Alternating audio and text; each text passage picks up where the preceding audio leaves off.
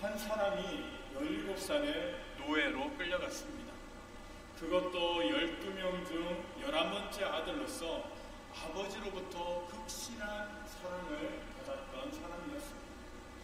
한마디로 고생이라는 것을 모르고 자랐던 사람이었다는 겁니다.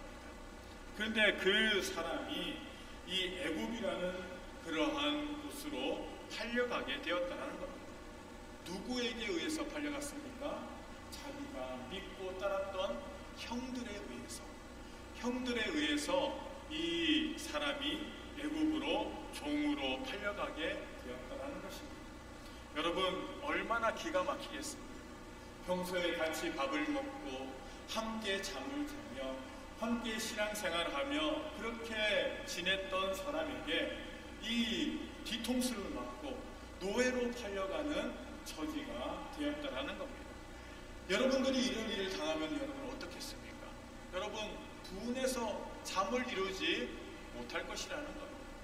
여러분, 가장 믿었던 사람에게 여러분 배신을 당하면 어떻게 됩니까? 정말 죽고 싶은 심정이 아닐 수가 없었을 것이라는 겁니다. 오늘 이 말씀의 주인공인 요셉이 그러했다는 겁니다. 요셉은 정말 곱게 자라났다는 겁니다. 아버님의 사랑 가운데서 그는 부족함이 없이 그렇게 자라왔던 사람이 바로 요셉이었다는 겁니다. 그렇게 귀한 아들이 한순간에 노예의 신세로 전락하고 말았다는 겁니다.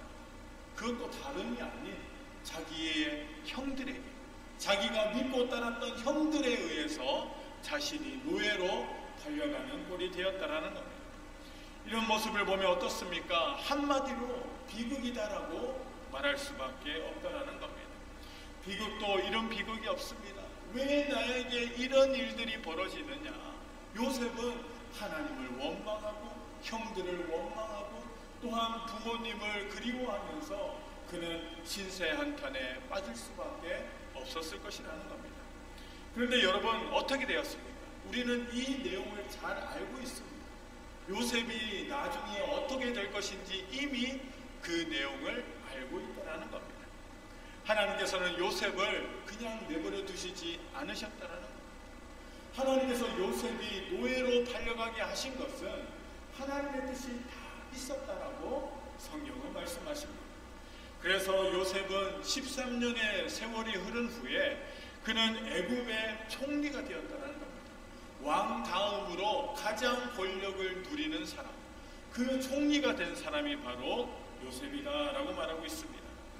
그 일로 인해서 그는 자기만 성공한 것이 아니었습니다. 요셉은 하나님 앞에 복을 받고 자기만 복을 누리는 사람이 아니었다는 겁니다. 하나님께서는 요셉을 애굽의 총리로 삼으시고 무슨 일을 하셨습니까? 요셉의 가정을 구원하셨다는 겁니다. 그 당시에 극심한 가뭄 가운데 있었습니다. 이렇게 살다 보면은 모든 사람이 다 이 물이 없어서 말라 죽을 수밖에 없는 절대절명의 위기 가운데 있었다는 겁니다. 그런 가운데 하나님께서는 미리 요셉을 애굽 땅으로 보내시고 하나님께서는 그 가정을 구원하실 계획을 삼으셨다는 겁니다. 그리고 하나님의 계획대로 한 가지씩 모든 것이 하나님의 뜻대로 이루어 가게 하셨다는 겁니다. 그리고 13년이 지난 이후에 하나님께서는 요셉을 총리로 삼으시고 또한 그에게 복을 주심을 통하여서 그 가정이 구원받게 하시고 그 가정뿐만 아니라 주변에 있는 수많은 사람들이 요셉 한 사람 때문에 구원을 받는 놀라운 역사가 이루어지게 되었다는 것입니다. 사랑하는 성도 여러분, 그래서 오늘도 우리는 이 말씀 가운데서 무엇을 깨달을 수가 있습니까? 우리의 형편과 처지가 아무리 어렵다 할지라도 우리는 낙심할 필요가 없다라고 성경은 말씀하십니다. 왜 그렇습니까? 하나님께서 우리와 함께 하시기 때문이라는 겁니다. 여러분, 제가 여러분들에게 질문을 드리겠습니다. 하나님은 살아계셔서 오늘도 우리와 함께 하신다는 것을 여러분들은 믿으십니까? 그분은 전능하신 하나님이시라는 것을 여러분들은 믿으십니까? 그분이 우리의 아버지 되심을, 이 고백이 여러분들 가운데 있는 사실을 여러분들은 믿으십니까? 하나님 아버지께서 오늘도 우리를 기억하시고 보호하여 주시고 인도하여 주시겠다라고 약속하고 계신다는 겁니다. 오늘 요셉은 어떠한 환경 가운데 있다 할지라도, 어떠한 어려움 가운데 있다 할지라도 하나님께서 요셉과 함께 하심을 그는 굳게 믿었다라는 것입니다. 그럼을 통하여서 주변에 있는 사람들이 요셉 때문에 복을 받는 일들이 생겨나게 되었다라는 겁니다. 오늘 우리는 이 요셉이 누렸던 축복이 무엇인지 크게 세 가지로 생각해 보기를 원합니다. 첫 번째로는 행하는 모든 일에 형통함을 누리게 됩니다 라고 말씀하십니다. 오늘 본문 말씀 2절 말씀을 함께 읽어보도록 하겠습니다. 2절 말씀입니다. 여호와께서 요셉과 함께 하심으로 그가 형통한 자가 되어 그의 주인 애굽 사람 집에 있으니. 아멘. 자, 요셉은 정말 억울했을 것입니다. 아마도 그는 죽고 싶을 심정이 한두 번이 아니었다는 겁니다. 그러나 그는 엄청난 이 상황 속에서도 하나님의 뜻을 알고 있었습니다. 하나님께서는 요셉에게 비전과 꿈을 주셨다는 겁니다. 내가 너를 통하여서 이룰 비전과 꿈이 있다는 것을 요셉에게 주셨다는 겁니다. 그래서 요셉은 지금 내 환경이, 지금 내가 처해 있는 이러한 모습들이 너무나도 형편없고 정말 죽을 것 같은 상황 속에 놓여 있었음에도 불구하고 그는 실망하지 않았다는 겁니다. 여러분, 한 번도 원망하지 않았다고 하면 거짓말일 겁니다. 하지만은 원망하다가도 하나님께서 나에게 주신 은혜와 하나님께서 나에게 주신 비전을 생각하면은 그 원망과 이 불평과 불만이 사라질 수밖에 없었다라는 겁니다. 이 요셉은 그러한 가운데서도, 그러한 상황 가운데서도 하나님의 뜻을 알고 있었습니다. 그러기에 자기가 처한 상황을 벗어나려고 발부둥치지 않았다는 겁니다. 자기 위치에서 하나님의 뜻을 의지하고 최선을 다하는 삶을 살아가게 되었다는 겁니다.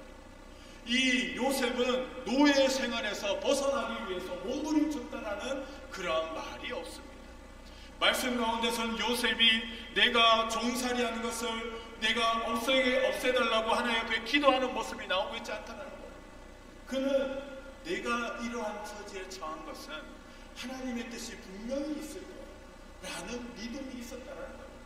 그래서 하나님께서 나를 보디발의 가정에 보내시고 하나님께서 나를 이렇게 이끌어 가시는 것은 분명히 하나님의 뜻이 있다라는 사실을 그는 굳게 믿었다라는 겁니다. 그러니까 하나님께서 어떻게 하십니까? 하나님께서는 요셉을 통하여서 형통하게 하셨다라고 말씀하십니다. 여호와께서 요셉과 함께 하심으로 그가 형통한 자가 되어라고 말씀하고 있습니다. 여러분 어떻습니까? 요셉이 누구와 함께 했다고 했습니까? 하나님과, 여호와 하나님과 함께 하자 형통한 자가 되었다라는 겁니다. 여러분, 우리도 모두 다 형통한 사람이 되고 싶습니다. 우리가 하는 일이 잘 되고 복 받는 사람이 되고 싶어 한다는 거예요. 그러기 위해서는 어떻게 해야 됩니까? 우리가 먼저 여호와 하나님과 함께 해야만 한다는 거예요. 여러분, 오늘 요셉이 복 받은 그 결정적인 이유가 뭡니까? 형통한 자가 된 결정적인 이유가 뭡니까? 여호와 하나님과 함께 하였기 때문이라는 겁니다. 여러분, 형통한 자라는 말의 뜻이 무엇입니까? 일이 잘 풀리는 자다라는 뜻이 있습니다. 번성한다라는 그러한 의미가 있다라는 겁니다. 우리도 잘 되기를 원합니다. 우리도 번성하기를 원합니다. 우리가 처해 있는 이 일들이 잘 풀려지기를 원한다는 겁니다. 그러기 위해서는 우리는 어떻게 해야 됩니까?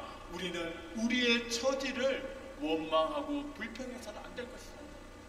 여러분, 많은 사람들이 지금 내가 처해 있는 환경에 의해서 여러분 불평하고 원망하는 사람들이 얼마나 많은지 모릅니다. 여러분, 우리나라가 얼마나 잘 사는 나라입니다. 그런데 우리 국민들의 입에서는 항상 어떤 말이 가장 많습니까? 원망하고 불평하는 말이 가장 많다라고 합니다. 여러분, 저 아프리카를 한번 가보셨습니까? 저 동남아에 못 사는 그러한 빈민가 촌에 한번 가보셨습니까? 그들의 삶은 우리의 삶과 비교할 때 하늘과 땅 차이, 비교할 수 없을 만큼 어렵다. 여러분, 그 사람들 가운데서 여러분 원망하고 불평하는 사람들이 없겠습니까?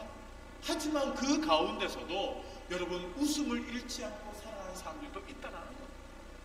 사람이 뭔가를 가짐을 통해서 내가 만족함을 누린다면 여러분, 만족할 사람은 단 한 사람도 없다.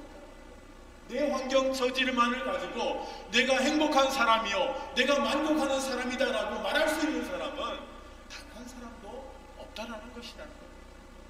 여러분, 우리는 너무나도 쉽게 원망과 불평을 내려놓습니다.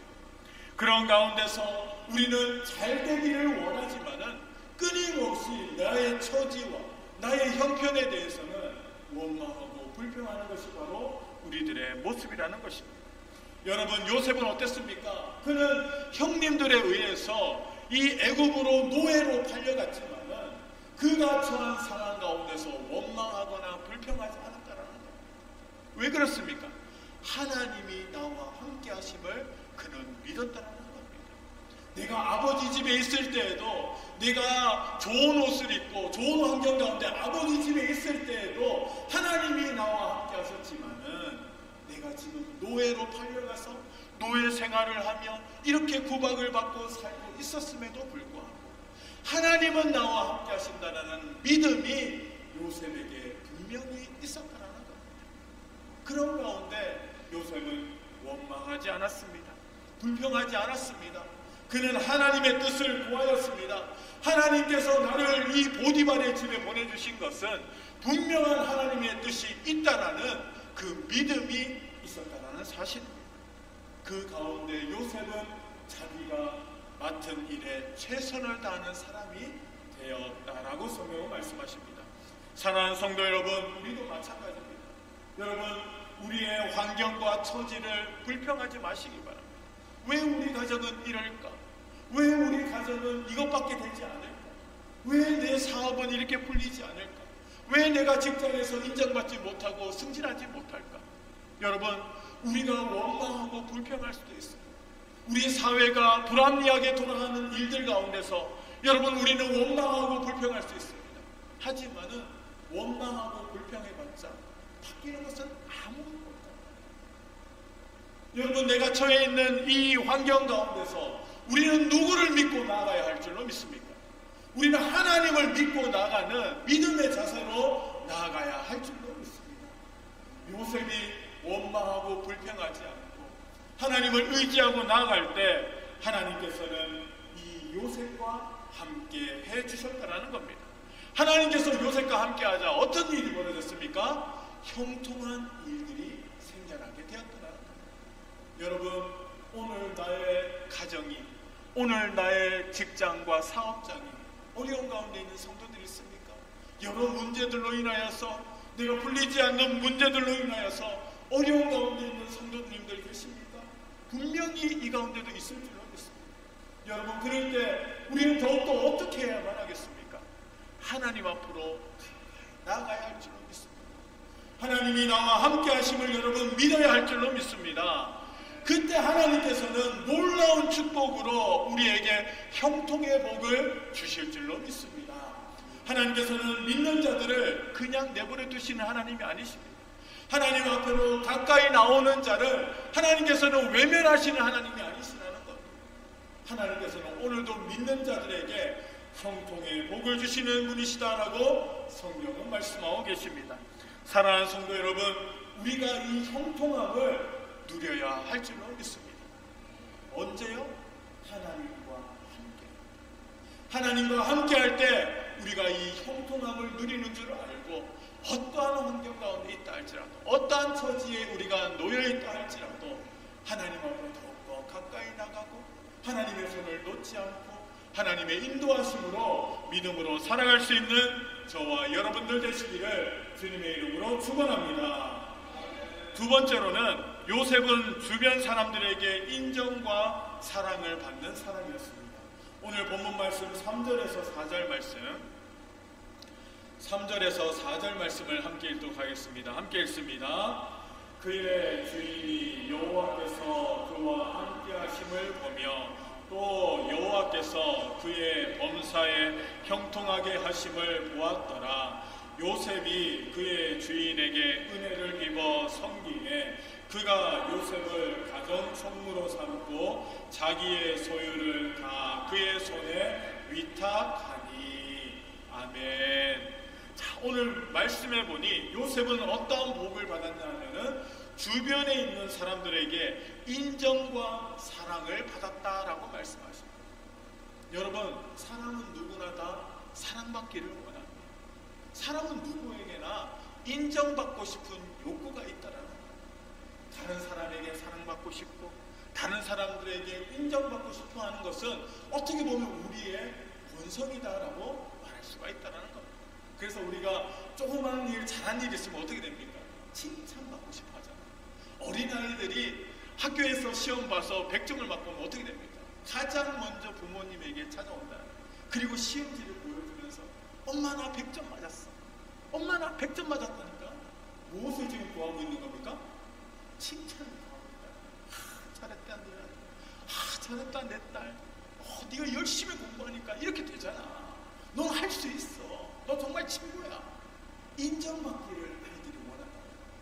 그래서 여러분, 자녀들에게 여러분 엄하게 기르는 것도 중요하지만은 여러분 무엇보다도 자녀에게 많은 칭찬을 해주는 것이 중요하다라고 많은 학자들이 이야기합니다. 여러분, 칭찬은 고래도 춤추게 한다는 이야기가 있지 않습니까? 여러분, 마찬가지입니다. 우리 인간은 누구나 다 사랑받고 싶은 마음, 인정받고 싶은 마음이 누구에게나 있었다라는 겁니다.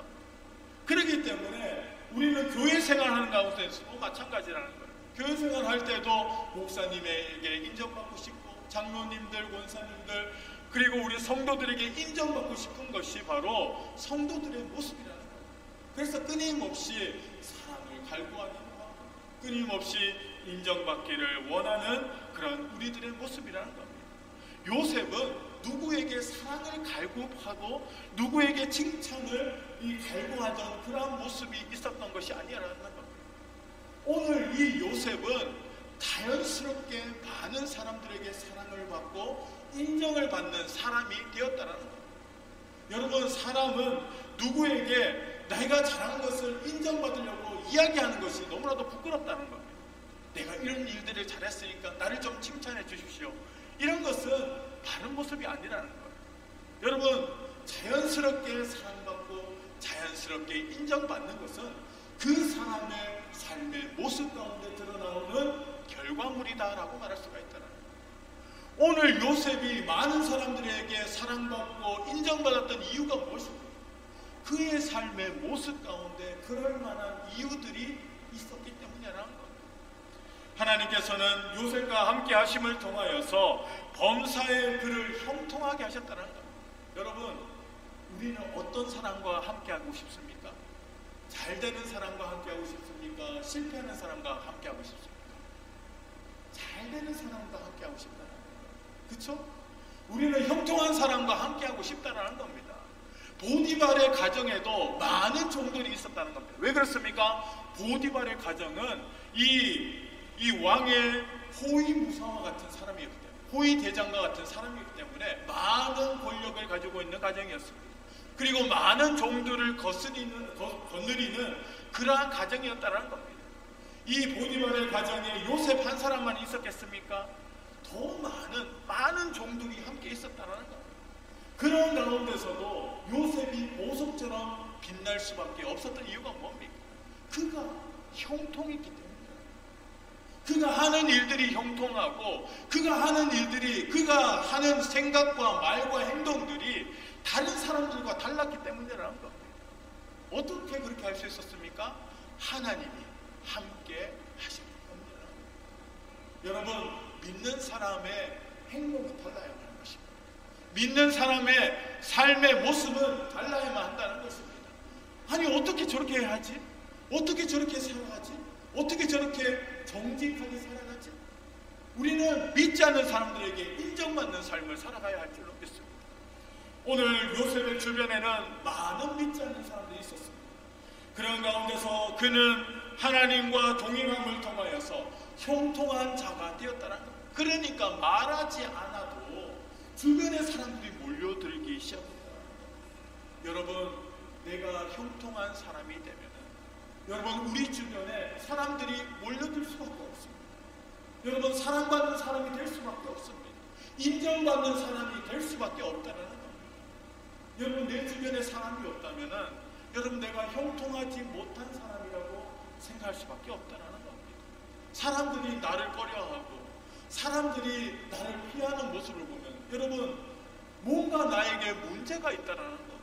그 문제가 해결되지 않으면 사람들이 가까이 다가올 수가 없습니다. 처음에는 좋은 마음으로 다가왔더라도 나의 이러한 모습 때문에 사람들이 떠나가는 사람들이 얼마나 많은지 모릅니다. 오늘 요셉은 누구와 함께 했습니까? 하나님과 함께 했다는 거예요. 그러니까 하나님께서는 어떻게 하십니까? 요셉을 통하여서 형통하게 하셨습니다. 그리고 주변에 있는 사람이 이 요셉 때문에 형통함을 함께 누리는 복을 받았다는 것입니다. 여러분, 형통한 사람의 특징은 뭡니까? 자기만 형통한 것이 아니라는 거예요. 형통한 사람은 주변에 있는 사람도 함께 형통함의 복을 누리는 사람이 진정한 형통한 사람의 모습이라는 것입니다. 많은 사람들은 자기만 형통하기를 원해요. 나만 잘 되기를 원하고 내 자녀들만 잘 되기를 원하고 내 가족들만 잘 되기를 원한다는 겁니다. 하지만 진정한 형통함은 뭡니까? 나뿐만 아니라 나를 통하여서 주변 사람들이 복을 받는 것입니다. 여러분, 우리 교회가 이곳에 개척하고 이곳에 뿌리 내려서 교회가 오늘까지 왔는데 여러분, 우리 교회를 통하여서 주변에 있는 사람들이 복을 받아야 할 줄로 믿습니다. 그것이 진정한 교회의 모습이라는 거예요. 우리 주변에 있는 사람들이 저 교회가 들어와서 우리가 되는 일이 없다 라는 소리가 들리면 여러분, 그것은 우리 교회가 정말 예수 그리스도의 향기를 날리지 못하고 하나님의 뜻을 온전히 이루지 못했기 때문에 그런 소리를 듣는다는 거예요. 여러분, 우리 주변에 있는 사람들을 통하여서 저 마석 사랑의 교회와 저 성도들 때문에 우리가 복을 받는 것 같아, 우리 주변이 더 좋아지는 것 같아. 여러분, 이러한 고백들이 넘쳐날 수 있기를 주님의 이름으로 축원합니다. 이것이 바로 예수 믿는 사람들의 진정한 모습이라는 겁니다. 오늘 하나님께서는 요셉과 함께 하심을 통하여서 요셉에게 형통한 복을 주셨습니다. 그리고 또한 요셉을 통하여서 주변에 있는 사람들도 복받게 하셨다는 겁니다. 그것이 하나님이 오늘 우리에게 보여주시는 진정한 모습이다라고 말씀하고 계십니다. 하나님은 우리가 예수를 믿을 때 공개적으로 믿기를 원하신다는 겁니다. 여러분, 이 요셉이 주변에 있는 사람에게 자신의 정체성을 드러내지 않았겠습니까? 그 주변에 있는 많은 노예들이 각자가 자기가 믿고 있는 신들이 다 있었을 것이라고. 대표적으로 애굽은 태양신을 섬겼습니다. 그리고 왕을 섬기는 그러한 나라였다는 겁니다. 그런 가운데서도 여러분, 요셉은 어떻게 신앙생활했겠습니까? 우상을 섬기면서 사람들과 섞여서 그렇게 생활했겠습니까? 그러지 않았다는 거예요. 요셉은 하나님과 동행하는 삶을 살았습니다. 그것은 무엇을 의미합니까? 자기가 하나님의 백성이라는 것을 당당하게 밝혔다는 거예요. 믿지 않는 자들에게 나는 예수 믿는 사람이다, 나는 하나님의 백성이라는 것을 당당하게 드러내는 삶을 살아갔다는 겁니다. 그러니까 그들이 이 요셉이 뭔가 다르구나라는 것을 깨달아 알 수 있었다는 거예요. 요셉이 믿는 하나님은 다르구나, 요셉이 믿고 따르는 하나님은 정말 다른 신이구나라는 것을 깨달을 수밖에 없었다는 겁니다. 오늘 하나님은 우리가 공개적으로 나는 예수 믿는 하나님의 백성입니다라는 것을 드러내기를 원하시고 계십니다. 왜 그렇습니까? 그것이 복음을 전하는 방법이기 때문에 하나님께서는 오늘도 우리들을 통하여서 복음을 드러내기를 원하십니다. 하나님의 살아계심을 드러내기를 원하신다는 겁니다. 요셉 한 사람을 통하여서 애굽에 있는 사람들에게 하나님의 살아계심을 드러냈던 것처럼 여러분들 한 사람 한 사람을 통하여서 여러분들 한 사람 한 사람이 예수 믿고 형통한 삶을 통하여서 주변에 믿지 않는 자들에게 예수를 전하고 예수를 증거하고 예수 가운데 복을 받는 모습을 드러내기를 하나님께서는 원하시고 계신다는 것입니다. 사랑하는 성도 여러분, 오늘 보디발은 요셉이 하나님을 믿고 있다는 사실을 알았습니다. 오늘 말씀해 보면 그렇게 나오지 않습니까? 어떻게 요셉이 하나님을 믿는 하나님의 백성이라는 것을 보디발이 알았겠습니까? 그것은 요셉이 보디발에게도 자기의 신앙을 전해줬기 때문에 그가 알 수밖에 없었다는 거예요. 그런 이 보디발은 요셉에게 자기 가정의 모든 것을 맡기는 그러한 직책을 주었다는 사실입니다. 여러분, 오늘 내가 사람들에게 인정받고 싶습니까? 사람들에게 사랑받고 싶습니까? 그러면 우리는 오늘도 우리는 하나님 앞에 가까이 나아감을 통하여서 복받는 하나님의 백성들이 되어야 할 줄로 믿습니다. 그리고 또한 우리는 내가 예수 믿는다는 사실을 여러분 당당히 드러내는 믿음의 고백이 있어야 할 줄로 믿습니다. 어떤 분들은 내가 불편할까 봐, 내가 예수 믿는다는 이야기를 하면은 내가 세상 사는 게 좀 불편할까 봐 때로는 그것을 감추는 분들이 계십니다. 여러분, 그렇지만은 그렇게 해서는 안 될 것입니다. 성경에 뭐라고 말씀하십니까? 누구든지 사람 앞에서 나를 인정하는 자는, 예수 그리스도를 인정하는 자는 어떻게 됩니까? 하늘나라에 가서 예수님께서 나를 인정해 주시겠다고 말씀하십니다. 반대로 사람들 앞에서 나를 부인하는 자는 어떻게 됩니까? 예수 그리스도를 부인하는 자는 어떻게 됩니까? 천국에 가서 예수님이 내가 너를 모른다라고 말씀하신다. 여러분, 얼마나 무서운 말씀입니까? 우리는 이 세상을 살아갈 때 분명한 가치관을 가지고 살아가야 할 줄로 믿습니다. 하나님께서 나에게 형통한 복을 주시면은 그 복을 가지고 하나님의 영광을 드러내는 믿음의 삶을 살아가야 할 줄로 믿습니다. 그것이 하나님이 오늘 믿는 성도들에게 원하시는 모습이다라고 성경은 말씀하십니다. 오늘도 우리는 요셉과 같이 주변 사람들에게 인정받고 사랑받는 믿음의 성도들이 되시기를 주님의 이름으로 축원합니다. 세 번째로는 자신이 복의 근원이 되는 은총을 누렸다라고 말씀하십니다. 5절 말씀 같이 읽어봅니다. 시작. 그가 요셉에게 자기의 집과 그의 모든 소유물을 주관하게 한 때부터 여호와께서 요셉을 위하여 그 애굽 사람의 집에 복을 내리심으로 여호와의 복이 그 집과 밭에 있는 모든 소유에 미친지라. 아멘. 자, 여기 보니까 요셉은 무엇이 되었습니까? 복의 근원이 되었다는 거예요. 여러분, 하나님 앞에 복을 받고 형통한 삶이 되니까 무엇이 되었습니까? 복의 근원이 되는 사람이 되었다는 거예요. 여러분, 우리는 복 받기를 원합니다. 우리는 누구나 복 받기를 원하고 잘 되기를 원하고 형통하기를 원합니다. 하지만 그것보다 더 우선시되어야 될 것이 있는데 그것이 뭡니까? 내가 형통한 이 복받는 복의 근원이 되는 삶이 되어야만 한다는 것입니다. 여러분, 복받는 것만 원하는 것이 아니라 내가 복의 근원이 되고 나를 통하여서 주변에 있는 사람들이 복받는 모습들이 나와야만 한다는 겁니다. 오늘 말씀해 보니까 뭐라고 말씀하십니까? 하나님께서 이 보디발의 집에 이 복을 주실 때 언제부터 복을 주셨습니까? 요셉이 집의 모든 소유물을 주관하게 한 그때부터. 그러니까 보디발이 요셉을 가정의 총무로 세우는 그때부터 하나님께서는 이 보디발의 가정에 더 큰 축복을 부어 주셨다는 사실입니다. 요셉은 하나님과 함께하는 그것으로 자신도 복을 누렸으나 그보다도 더 놀라운 것은 하나님이 요셉을 위하여서 보디발의 집과 소유와 요셉이 행하는 모든 일에 복을 더하여 주셨다는 놀라운 사실이라는 겁니다. 여러분, 요셉이 복을 받으니까 주변에 있는 그 주인의 집도 복을 받았다는 겁니다. 주변에 있는 그와 함께 일하는 그러한 노예들도 복을 받았다는 겁니다. 여러분, 결국에는 요셉은 무엇이 됩니까?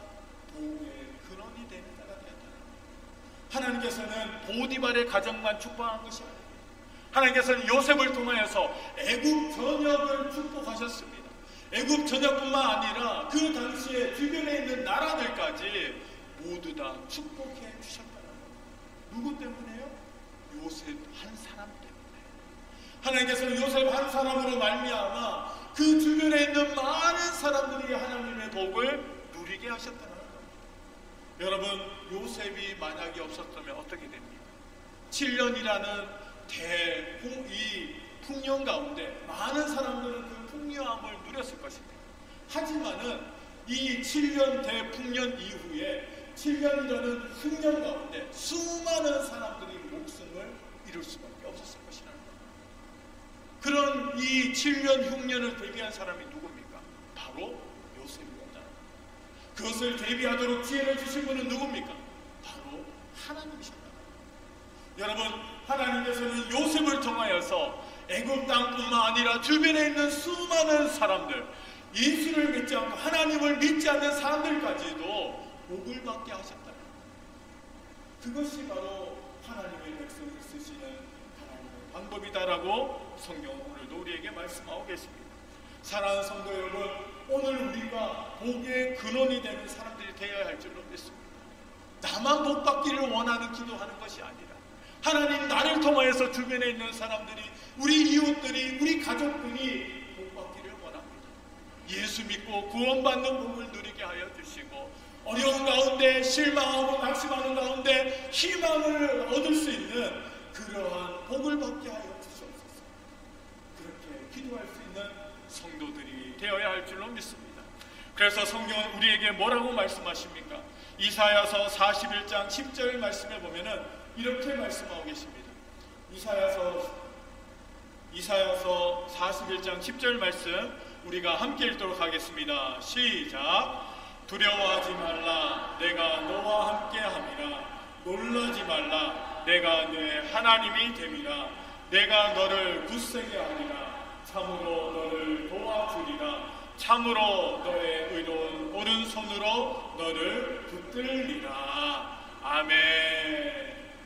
오늘처럼 어려운 시대를 살아가고 있는 우리들에게 하나님께서 우리에게 뭐라고 말씀하십니까? 내가 복의 근원이라고 말씀하십니다. 복받기만을 원하는 사람이 아니라, 사랑받기만을 원하고 인정받기만을 원하는 사람이 아니라 우리가 하나님의 은혜 가운데서 복의 근원이 되는 사람이 되라 라고 성경은 오늘도 우리에게 말씀하고 계십니다. 사랑하는 성도 여러분, 오늘 우리가 이 말씀을 듣고 우리는 두려워하지 말아야 할 줄로 믿습니다. 놀라지 말아야 할 줄로 믿습니다. 하나님이 내 하나님이 되신다는 사실을 우리는 확신하면서 살아가야 할 줄로 믿습니다. 하나님이 우리를 분명히 도와주시고 참으로 의로운 오른손으로 나를 도와주신다는 이 사실을 믿고 우리는 이 환난 가운데서 믿음으로 승리하는 삶을 살아가야 할 줄로 믿습니다.